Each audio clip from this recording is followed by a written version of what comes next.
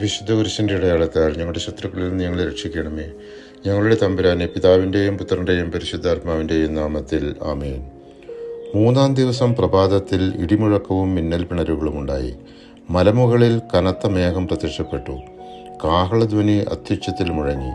പാളയത്തിലുണ്ടായിരുന്ന ജനമെല്ലാം ഭയന്നു വിറച്ചു.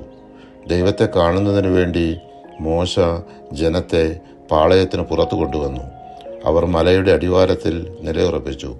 കർത്താവ് അഗ്നിയിൽ ഇറങ്ങി വന്നതിനാൽ സീനായ് മല മുഴുവൻ ധൂമാവൃതമായി. പുറപ്പാട് 19-ാം അധ്യായം 16-17 തിരുവചനങ്ങൾ.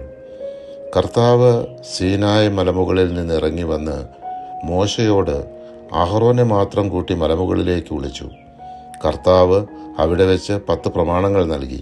ഈ 10 പ്രമാണങ്ങൾ കൂടാതെ അടിമകളെ സംബന്ധിച്ച നിയമങ്ങളും ദേഹോപദ്രവത്തിനുള്ള ശിക്ഷാ നിയമങ്ങളും കന്നുകാലികളുടെ ഉടമസ്ഥരുടെ ഉത്തരവാദിത്തങ്ങളും നഷ്ടപരിഹാരക്രമങ്ങളും മറ്റു പൊതു നിയമങ്ങളും തുല്യനീതി ഉറപ്പുവരുത്തുന്ന നിയമങ്ങളും കർത്താവ് മോശയോട് കൽപ്പിച്ചു.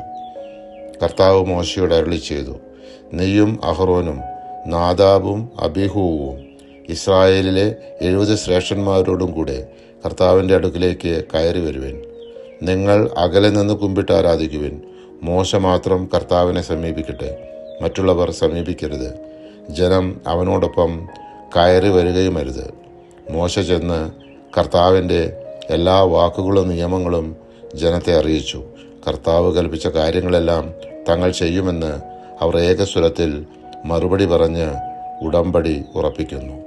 മോശ അതിരാവിലെ എഴുന്നേറ്റ് ഒരു ബലിപീഠവും 12 ഗോത്രങ്ങൾക്കായി 12 സ്തംഭങ്ങളും നിർമ്മിച്ചു.